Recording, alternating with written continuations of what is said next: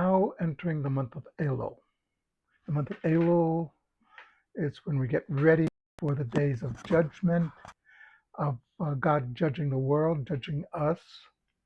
It's no accident that this week's parsha is Shoftim. Shoftim deals with how to create a just society, the laws of the kings, which I covered yesterday.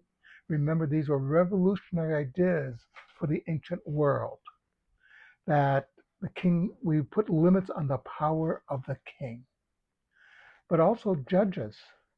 In the this week's portion, we go into the laws of judges. A judge cannot take into consideration whether somebody is rich or poor, famous or not, is high in status in society or low in status in society.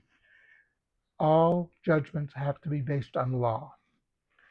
This concept of social justice, it's an interesting concept, but whenever you put an adjective before justice, the one thing you will not get is justice, because you're taking things into consideration that should not be taken into consideration. And as far as fame, just you want to judge somebody to be famous because they're famous. I just want to relate a story that happened a number of years ago. My wife and I were doing a tour of the hipster part of Williamsburg.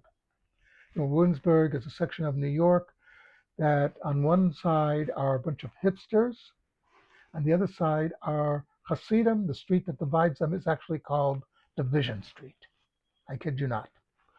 Anyway, this young hipster was giving us a tour, very interesting. And then he mentioned that when Michael Jackson died, all the hipsters were crying.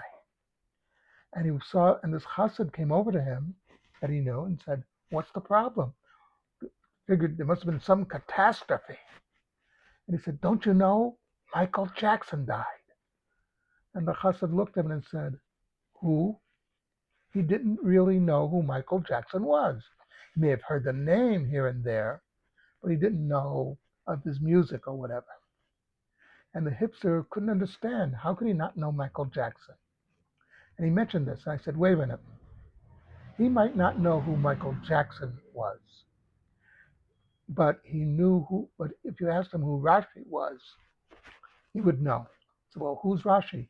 It's a rabbi who lived about 1,000 years ago, who gave his commentary on the, the Torah, on the Bible, on the Talmud, etc. The truth is, Michael Jackson was a singer, and in a generation, nobody will know who he is. Rashi was a scholar who wrote the truth in the world, and everybody knows who he was, or he is. Something to think about.